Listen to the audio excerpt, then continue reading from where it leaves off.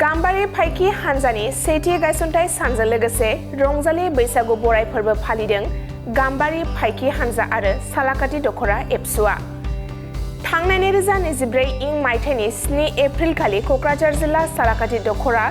एबसु आफादजों दानानै होजानाय गाम्बारि फाइखि हान्जाया दिनै आबुं 1 बोसोर जाबाय। मख'जाथावदि ओनसोलनि उन्दै बैसोआव हाबा जानाय आरो उन्दै बैसोआव गाज्रि फेग्रा मुवा बाहायनाय बायदि समाजारि बेरेखा गाज्रि हाबाफोरखौ होबथानो थाखाय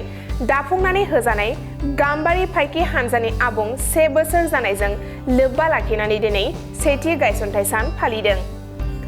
सालाकाथि दखरानि सिङाव थानाय आमलायगुरि साल बागानाव दिनै मोनसे जर'खा हाबाफारिनि गेजेरजों गाम्बारि फाइखि हान्जानि सेथि गायसनथाय सान फालिनायजों लोगोसे रंजालि बैसागु बराय फोरबोखौ खुंफुङो गाम्बारि फाइखि हान्जा आरो सालाकाथि दखरा एबसुआ। बे हाबाफारियाव बर' बिमा गौथुमनि लिंथुमगिरि रंगिना बरगयारी, मिरु एबसुनि गाहाय नेहाथारि कनिन्द्र बसुमतारी, कक्राझार जिल्ला एबसुनि गाहाय नेहाथारि राथिया बसुमतारी, गाम्बारि फाइखि हान्जानि आफादगिरि जमुना बसुमतारी, सालाकाथि दखरा एबसुनि आफादगिरि डनेन नार्जारीजों लोगोसेनो गाम्बारि फाइखि हान्जा आरो सालाकाथि दखरा एबसुनि सोद्रोमाफोर आरो गोबां रायजो राजाफोरा बाहागो लायो। हाबाफारियाव बर' बिमा गौथुमनि लिंथुमगिरि रंगिना बरगयारी आरो सालाकाथि दखरा गाम्बारि फाइखि हान्जानि आफादगिरि जमुना बसुमतारीया मा बुंदों फै बे समाव आबुङै मिथिना लानि। गाम्बारि फाइखि हान्जानि सेथि गायसनथाय सान आरो बेनि लोब्बायैनो मोनसे जोबोद समायना रमायनायै बैसागु बराय फोरबो हाबाफारि लानाय जादों। नोंथाङा बेयाव बाहागो लादों मा बुङो? दिनै आङो गासिबो बेहाय मिडिया आरो नायगिरि आरो सालाकाथि दखरानि सिङाव थानाय गासिबो मोनफ्रोमबो ओनसोलनिफ्राय नुजाफैनो हानाय गाम्बारि फाइखि हान्जानि दिनै सेथि गायसनथाय सान फालिदों आरो लोगोसे सालाकाथि दखरा दुलाराय बर' फरायसा आफादजों लोगोसेयैनो फैबाय थानाय रंजालि बैसागुनि थाखाय बिथांमोनहा आगु रंजालि बैसागु फालिदों एबा बैसागुखौ बिथांमोनहा बरायनानै लानाय फालिथाय खालामदों। आं गिबियावनो बयनिसिमबो फैबाय थानाय रंजालि बैसागुनि गाहाम हामलायनाय बयनिसिमबो आं जासिहरबाय। गिदिरफोरखौ खुलुमनाय, उन्दैफोरखौ अननाय आरो फैबाय थानाय बोसोरफ्राव जाहाथे बयबो मोजाङै जौगालांबाय थानो हाथों, सोलोंलांबाय थानो हाथों, रोंलांबाय थानो हाथों आरो बेजों लोगोसे जोंनि हारियाबो मोजाङै मोजां जौगालांनो हाथों। दा दिनै बिथांमोनहा गाम्बारि फाइखि हान्जा बिथांमोनहा दिनै सालाकाथि दखरा दुलाराय बर' फरायसा आफादजों दाना होजानाय मोनसे आइजोफोरनि मोनसे गोख्रों फाइखि हान्जा बेखौ बिथांमोनहा थांनाय 2024 मायथाइनि 7 एप्रिल थामहिनबा दिनैनि सानाव बिथांमोनहा बोसोरसे जादों आरो बिथांमोनहा आंखौ बेहाय दिनै गायसनथाय सान फालिनायाव आंखौ आलासि महरै लेंनानै लाबोदों। आं बिथांमोनजों दिनै मोनसे सावरायनाय हाबाफारियाव बाहागो लानानै जोबोद गोजोननाय मोन्दों। मानोना बेहाय बिथांमोनहा जोङो दिनैनि दिनाव जे खोनाबाय थायोसो जोङो दिनै आइजो माहारिफ्रा माने बिराद सोरजोंबा लांखार जानाय, सोरजोंबा गुबुन हारिनि हौवाजों थगायजानाय बा सोरजोंबा गाज्रि सोमोन्दो माबा मोनसे थानानै हाबा जाखानाया खारनाय बा दोनखारनाय बा माने गाज्रि माने समाजाव नायथावै भिडिअ ओंखारनाय बा बेजों लोगोसे माने सोरजोंबा माने थगायजानानै सुइसाइडसिम जाहैनायसिम जोङो आइजोफोरखौ बिराद खोनाबोबाय थादों आइजोफोरखौ। दा बे समावनो नैबे आङो गाम्बारि फाइखि हान्जानि खौरांखौ मोननानै जोबोद गोजोननाय मोन्दों जे बिथांमोनहा सालाकाथि ओनसोलाव थानाय जेसेबां आइजोफोर दङ माने गुबुन गामिनिफ्राय सोद्रोमा लाजोबनानै बिथांमोनहा सालाकाथि ओनसोल बा बर' आइजोफोरखौ बा बर' हारिखौ बोरैहाय जौगाहोनो हायो, गथ' गथायखौ जोथोन लानायनिफ्राय लानानै हारि, राव, हारिमु, थुनलाइ माने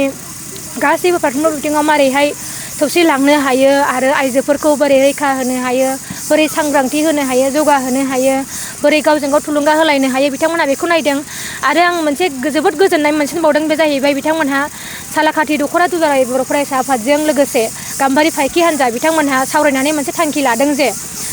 जों जेखौ नुबाय थायो गुबुन माने जौगानाय हादरफ्राव जेनेबा चाइनायाव आं खोनानो मोन्दोंमोन बिसोरहा मोनसे फिनमा होननाय ट्रेडिसन दङ। बे ट्रेडिसनाव बिथांमोनहा ओरैबायदि जेनेबा जोङो अलिम्पिकफ्रावथ' जों खेला गेलेयो, बिथांमोनहा मा जायो माने गावनि गथ' गथायखौ दानाय बा फोरोंनाय बा साबसिन आखल आखु दानाय बिनि थाखायनो माने फिसाफोरखौ फोरोंनायाव बिथांमोनहा चाइनायाव मोनसे ट्रेडिसन दङ। बिथांमोनहा माने फिनमा होननाय ट्रेडिसनाव बिमाया साबसिनै गथ'फोरखौ फोरोंनो हायो बेबायदिनो मोनसे बिसिना कम्पिटिसन जायो। दा बे एखे कम्पिटिसनखौ नैबे सालाकाथि दखरा आरो नैबे गाम्बारि फाइखि हान्जा बिथांमोनहा बेबायदि माने माखासे क्राइटेरिया एलिजिबिलिटि बाहायनानै माने लानानै बिथांमोनहा माने साबसिन बिमा बिनि एवार्ड होनो बिथांमोनहा आवगायबोदों ओंखायनो आं बेखौ नुनानै जोबोद मोजां मोनदों मानोना बेबायदि खामानिखौ माने जोङो आबादारिफोरखौ साबसिन आबादारि बान्था होनाय नुनो मोनो बांसिन माने मोजांसिन फरायनायखौ बान्था होनाय नुनो मोनो मोजांसिन फोरोंगिरि बान्था होनाय नुनो मोनो खिन्थु जोङो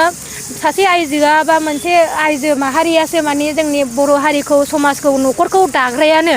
राव हारिमु थुनलाइ लाखिग्रायानो आइजोआसो हिसाबै आइजोफोरखौ बियो माने मोजां जानायनि थुलुंगा होनाय आरो मान होनाय बियो बिराद गिदिर मोनसे एवार्ड आरो माने बान्था होनाय जागोन ओंखायनो बेखौ माने हायोबा जों गासैबो गामियानो लानो हायो आं बेखौ मोजां मोनदों दा बिथांमोनखौ आङो दिनै बेखौ नुनानै मोजां मोनदों जे बिथांमोनहा माने गावसिनि जायगायाव थानायखौ गाज्रिखौ फोसाबनाय मोजांखौ मोजांसिन खालामनाय फोरोंनाय थुलुंगा होलायनाय बे माने बिथांमोनहा बे दावहालु मुगायाव बेबायदि मोनसे स्टेप लादों बिराद मोजां खोथा मानो होननानै बुङोब्ला जोङो अबेबा मोनसे गोजाननि जेनेबा मोनसे अबेबा आफादा बे जायगायाव गैयाबो जानो हागौ मेम्बारबो गैया जानो हागौ दा बिथांमोनहा गावबागाव गामियावनो साफा सानै सोद्रोमा थाजोबनानै गामिनि आइजोफ्रानो माने गामिनि समस्याखौ गामिनि गथ'फोर गामिनि गिदिरफोर आइजोफोरनि जेंना समस्याफोरखौ बिथांमोनहा सुस्रांनो थांखि लादों बेयो जोबोद मोजां मानोना जोङो न'खरनि माखासे जिनिसखौ जों न'खरावनो खालामनो हायोब्ला मोजां मानोना ससियेल मिडियायाव जों हगारनानै बिराद माने थुलुंगा होनायबो मालाबा माने नेगेटिभबो इम्पेक्ट जायो नालाय ओंखायनो बिथांमोनहा जायगानि समस्याखौ जायगायाव सुदानो नागिरदों जेंनाखौ सुस्रांनो नागिरदों बेखौ माने बिराद मोजां मोनदों आरो दा आङो दिनै बिथांमोनहा बोसोरसे जाबोबाय बोसोरसेयावनो बिथांमोनहा माने खामानि मावदों मावाखै नङा आं नुबोबाय थादों मानो होननानै बुङोब्ला आङो बिथांमोनहा माने फर्मेलि दासो 1 year जादों माने बोसोरसे जादों खिन्थु बिथांमोनहा सिगांनिफ्रायनो दंबोखायो होननानै आं मिथिगौ बिथांमोनहा गाम्बारि फाइखि हान्जा होननानै सिगाङाव मोनसे गाम्बारि फाइखि हान्जानि वाट्सएप ग्रुप दंमोन बे ग्रुपाव मानोना आंबो दंफायोमोन नालाय आं बिथांमोनहा गावसिनि जायगायाव मा जेंना जादों बेखौ सुस्रांनो मा राहा लादों आं बेखौ सिगांनिफ्रायनो नुबाय थादों खिन्थु बिथांमोनहा थांनाय बोसोरावसो बेखौ गायसनथाय फर्मेलि माने मा होनो गायसननानै लादों आरो दिनै बिथांमोनहा बोसोरसे जाबाय आं बेखौ जोबोद गोजोननाय मोनदों आरो आं बेखौनो हामलायनाय बावहरनायजों लोगोसे आं बिथांमोनखौ माने सान अखाफोर हाथरखिया जेसेबां बोसोर थाबाय थागोन माने थांनानै थाबाय थागोन सुबुं माहारिया बिथांमोननि गाम्बारि फाइखि हान्जायाबो थांनानै थाबाय थानानै मोजां खामानि मावलांबाय थानो हाथों आरो बयखौबो थुलुंगा होनो हाथों बर' समाज बर' माहारिखौ माने बिमा माहारि बर' हारिखौ जौगाहोनो हागोन होननानै आं बिथांमोनखौ आनान गसाइनाव माने अबंलावरिनाव आर'ज गाबनानै आंनि बुंनांगौखौ आं फोजोबबाय गोजोन्थों दिनै जोङो गाम्बारि फाइखिनि सेथि गायसनथाइ सान फालिनायजों लोगोसे जोङो बैसागु फोरबोखौबो जों बरायनाय लादों बेजों लोगोसे जोङो जों गिबियावनो जों फिरफिला उराय होदों बेनि उनाव जोंनि बड'फानि माबायाव बिबार बावदों आरो लोगोसे जोंनि मा होनो गायदे हेलेना मोननि नामावबो जोङो आइजो माहारिनि जानानै बिबार बावदों जों बे आफादखौ दानाया दिनै बोसोरसे थांनाय 2024नि 7 एप्रिलाव जोङो बे आफादखौ गायसनदों सालाकाथि दख'रानि सिङाव थानाय जोंनिनो एबसुनि आफादगिरि लेङाइगिरि बयनिबो खौसेथियै जोङो आइजो माहारियाबो समाज फोसाबनायाव बाहागो लानांगौ होननानै बिथांमोनहा जोंखौ बे आफादखौ गायसननानै होदों आरो जोंबो नांगौबायदि हेफाजाब होगोन होननानै जोंबो साखाफारा खादों आरो होलांबाय थागोन आरो जोङो बे सालाकाथि ओनसोलाव जौगानायनि थाखाय जों हाबा मावलांगोन जोंनि गुबै हाबा मावनो लानाय थांखियानो जाहैबाय उन्दै बैसोआव हाबा जानाय आरो निसा जानानै गावनि जिबनखौ नस्थ' खालामनाय बेफोरनिफ्राय जोङो सेफटि खालामगोन आरो जों साफ्रोमबो बिमा माहारिखौ गाव गावनि गथ' गथाय खांनायाव माने सासे गोग्गो बिमा हिसाबै मोजां न'खर दानो थाखाय गाव गावनि न'खरखौ दानायाव आरो गथ' गथाय फोरोंनायाव बयखौबो मोजाङै बाहागो लानो थाखाय जों खावलायदों आरो खावलायबाय थागोन आरो समाजनि बेरेखा खामानिफोरनिफ्राय फिसाफोरखौ जानगाराव दोननो थाखाय जों खावलायो आरो खावलायबाय थागोन आरो इयुनाव जों बिदिनो हाबाखौ मावलांबाय थागोन ओनसोलनि रायजो राजाफोरनि माबायदि मदद आरो अनसायनाय मोननो हादों नोंथांमोना बे गाम्बारि फाइखिया जोङो ओनसोलनि रायजो राजानि जोबोद मोजां अनसायनाय मोनदों नांगौ बायदि समाव जोंनो हेफाजाब होदों